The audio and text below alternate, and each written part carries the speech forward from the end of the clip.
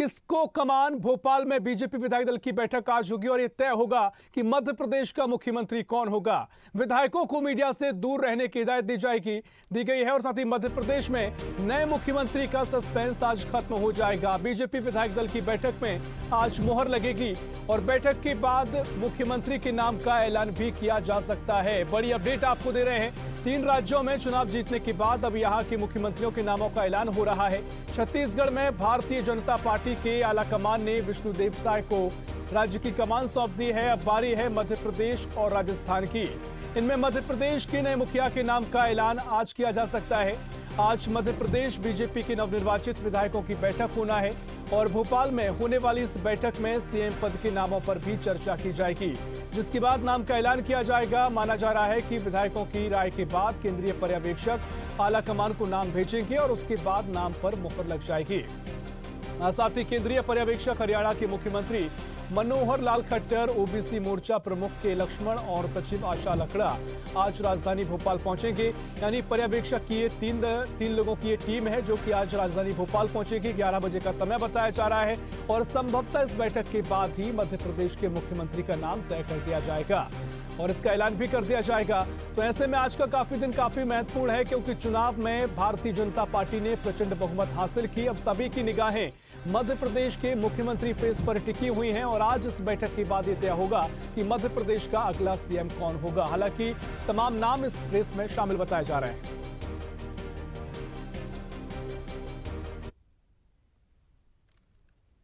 और विधायक दल की बैठक को लेकर क्या कुछ स्थिति है, क्या कुछ तैयारियां हैं, इसी के साथ चर्चा की है अनिरुद्ध सोनोने ने लाइव हमारे साथ जुड़ गए हैं। अनिरुद्ध जी, क्या कुछ तैयारियां हैं? आप मौका स्थल पर मौजूद हैं क्योंकि विधायक दल की बैठक होने जा रही है और आज ये तय हो जाएगा कि मुख्यमंत्री कौन होगा। फिलहाल आप वहां मौजूद हैं, क्या स्थिति आप देख रहे हैं? देखिए, आज तय हो जाएगा कि मध्य प्रदेश का अगला मुखिया कौन होगा, सदन का नेता कौन होगा। और जहां तक हम बात करें, भारतीय जनता पार्टी के विधायक दल की बैठक प्रदेश मुख्यालय में होगी और प्रदेश मुख्यालय की जो बात करें तो प्रदेश मुख्यालय को किसी दुल्हन की तरह सजाया गया है। बड़ी मात्रा में यहाँ पे प्रदेश मुख्यालय के बाहर जो रोड है, सुभाष नगर, जो सुभाष स्टेचू है, वहाँ से लेके भारतीय जनता पार्टी का जहाँ तक कार्यालय है, प्रदेश मुख्यालय, वहाँ तक की रोड पे होर्डिंग्स लगे हैं, पोस्टर लगे हैं। और सबसे पहला होर्डिंग जो लगा है उसमें लिखा है एमपी के मन में मोदी, क्योंकि ये पूरा चुनाव जो 2023 का विधानसभा चुनाव लड़ा गया था, ये प्रधानमंत्री नरेंद्र मोदी के चेहरे पे लड़ा गया था। और वहां से लेके भारतीय जनता पार्टी के कार्यालय तक पोस्टर होर्डिंग लगे हैं और तीनों पर्यवेक्षकों का भी एक होर्डिंग लगा है। उस होर्डिंग में हरियाणा के चीफ मिनिस्टर मनोहर लाल खट्टर और उसके अलावा जो के लक्ष्मण, ओबीसी मोर्चा के राष्ट्रीय अध्यक्ष, इसके बाद राष्ट्रीय सचिव के आशा लाकड़ा, इन तीनों का भी एक होर्डिंग लगा हुआ है। तो पर्यवेक्षकों की बात करें तो ये 2004 के बाद ये तीसरा मौका है जब केंद्रीय पर्यवेक्षक मध्य प्रदेश में आ रहे हैं और मुख्यमंत्री का चयन करवाने के लिए वो पूरी विधायक दल की बैठक लेंगे। इसके पहले 2004 में और 2005 में पर्यवेक्षक भेजे गए थे। उसके बाद ये तीसरा मौका है जब केंद्रीय पर्यवेक्षक आ रहे हैं और केंद्रीय पर्यवेक्षक के रूप में हरियाणा के चीफ मिनिस्टर मनोहर लाल खट्टर का आने ही स्पष्ट संकेत देता है कि राष्ट्रीय स्वयंसेवक संघ का अगली 2023 की सरकार में पूरा दबदबा रहेगा। निश्चित तौर पर जी, साथ ही ओबीसी मोर्चा से अगर किसी को भेजा गया है तो कहीं ना कहीं कयास भी लगाए जा सकते हैं कि जो अगला मुख्यमंत्री होगा वो ओबीसी से ही होगा।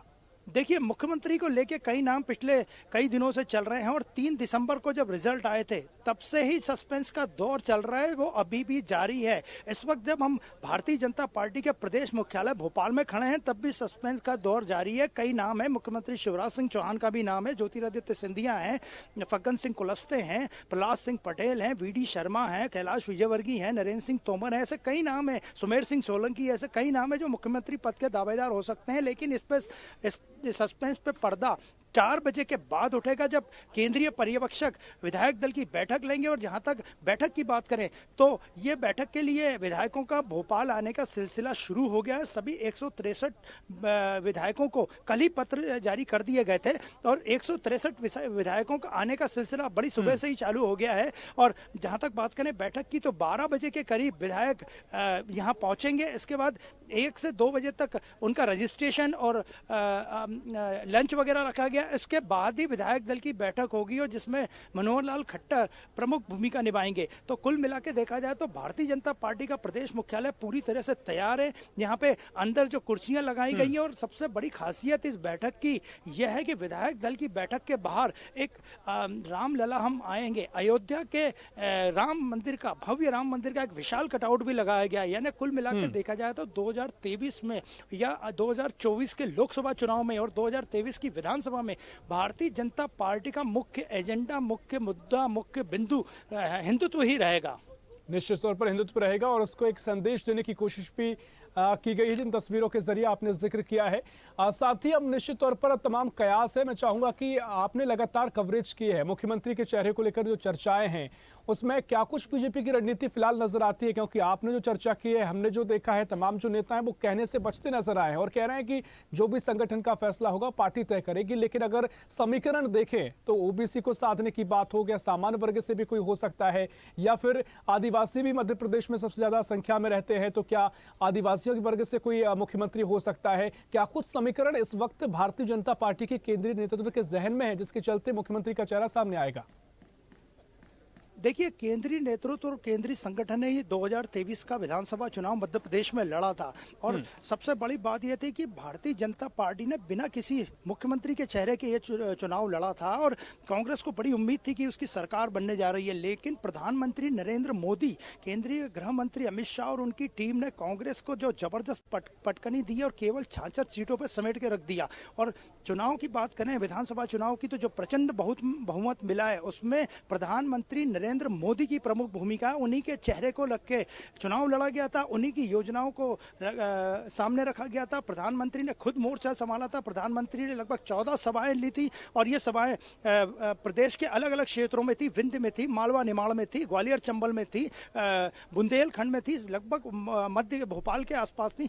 लगभग सभी एरिया को मध्य प्रदेश के उन्होंने सभाओं के जरिए कवर किया था। और प्रधानमंत्री नरेंद्र मोदी ने अपने कैंपेन की जो समाप्त किया था वो इंदौर में किया था। इंदौर के बड़ा गणपति से राजवाड़ा तक एक भव्य रोड शो निकाला गया था और ऐसा रोड शो शायद ही किसी प्रधानमंत्री का इस चुनाव के पहले या इतिहास में, इंदौर के इतिहास में किसी प्रधानमंत्री का इतना भव्य रोड शो नहीं निकला था, जो कि बड़ा गणपति से निकला था और माँ अहिल्या की प्रतिमा राजवाड़े पे जाके समाप्त हुआ था। पूरे इंदौर को उस दिन भगवा रंग से रंग दिया गया था। और जहाँ तक बात करें बड़ा गणपति की, तो वहाँ वो जो इंदौर क्रमांक 1 का वो एरिया, वहां पे भारतीय जनता पार्टी के राष्ट्रीय महासचिव कैलाश विजयवर्गीय चुनाव लड़ रहे थे। तो कुल मिला के देखा जाए तो प्रधानमंत्री नरेंद्र मोदी के नाम पे यह चुनाव लड़ा गया था, उन्हीं का चेहरा आगे किया गया था, उन्हीं की योजनाएं आगे की गई थी, केंद्र और राज्य की योजनाएं आगे की गई थी। और उसके बाद जो 163 सीटों पे प्रचंड विजय मिली है, उसका श्रेय भी केंद्रीय टीम, केंद्रीय नेतृत्व को, जिन्होंने पहले चुनाव के पहले ही नारा दे दिया था कि उन्हें 2023 के मध्य प्रदेश के विधानसभा चुनाव में हर हाल में जीत चाहिए।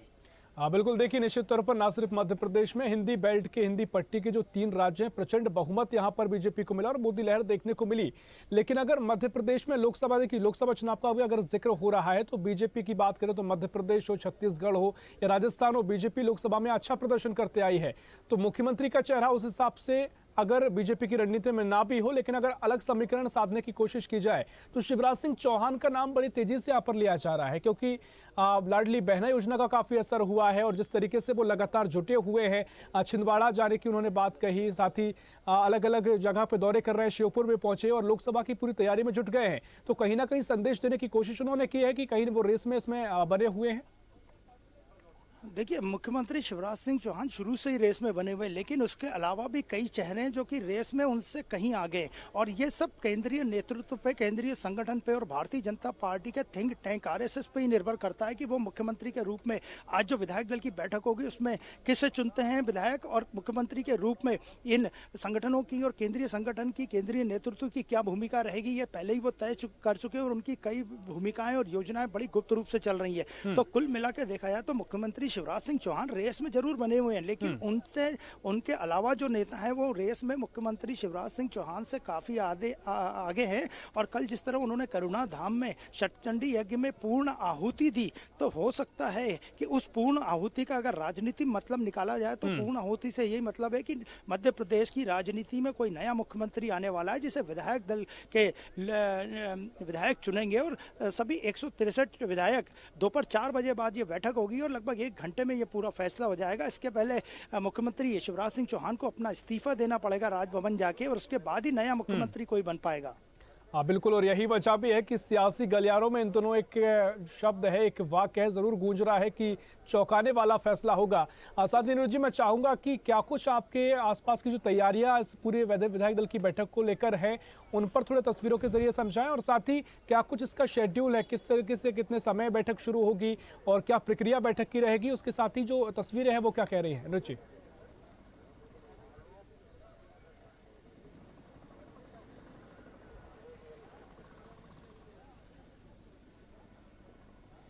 देखिए, भारतीय जनता पार्टी में रात से ही प्रदेश कार्यालय को सजाने संवरने का और तैयारियों का सिलसिला चालू हो गया था। प्रदेश अध्यक्ष वीडी शर्मा ने कल ही रात को यहाँ दौरा किया और सारी चाक चौबंद व्यवस्थाएं देखी, जहाँ पे विधायक बैठेंगे, जहाँ पे मंच लगा हुआ है। उस मंच पे सबसे बड़ा जो कटआउट लगा है, जो पोस्टर लगा है, होर्डिंग लगा है और चित्र लगा है, वो है प्रधानमंत्री नरेंद्र मोदी का। और बात करें बैठक की, तो दोपहर 1 बजे के बाद लगभग विधायकों को बुलाया गया है। सबसे पहले उनका रजिस्ट्रेशन होगा, इसके बाद 1 से 3 के बीच में पर्यवेक्षक कुछ वरिष्ठ विधायकों से मुलाकात भी करेंगे, वरिष्ठ नेताओं से मुलाकात करेंगे। और विधायक दल की बैठक के वक्त प्रदेश कार्यालय के जो प्रदेश के प्रमुख पदाधिकारी हैं वो भी यहाँ मौजूद रहेंगे। और 1 से 3 बजे तक ये सब कार्यक्रम होगा। और इसमें विधायक जो 163 विधायक आएंगे वो लंच भी करेंगे। और लंच के बाद लगभग लंच और विधायक दल की बैठक में 1 घंटे का गैप दिया गया है। 4 बजे से ये बैठक शुरू होगी और 4 बजे के बाद ये बैठक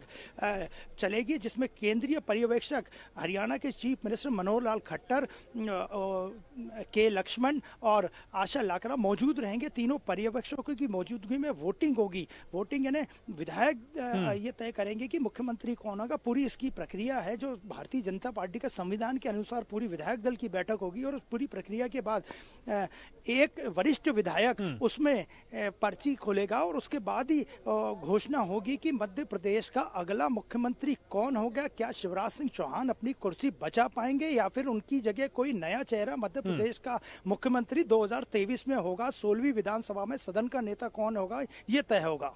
जी बिल्कुल, या यूं कहें कि इंतजार की बेला है, कुछ समय और बाकी है और इंतजार के बाद ही ये पता भी लग जाएगा कि कौन मुख्यमंत्री होगा। तमाम कयासों का दौर जारी है, लेकिन आगे आपसे अपडेट हम जरूर लेंगे। फिलहाल बहुत शुक्रिया नीरज जी आपका तमाम जानकारी हम तक पहुंचाने के लिए। ऐसी ही खबरों के लिए हमें लाइक करें, शेयर करें, फॉलो करें और यूट्यूब पर सब्सक्राइब करें और बेल आइकन दबाना ना भूलें। साथ ही ताजा अपडेट्स के लिए हमारी वेबसाइट स्वदेशलाइव.com पर जरूर जाएं।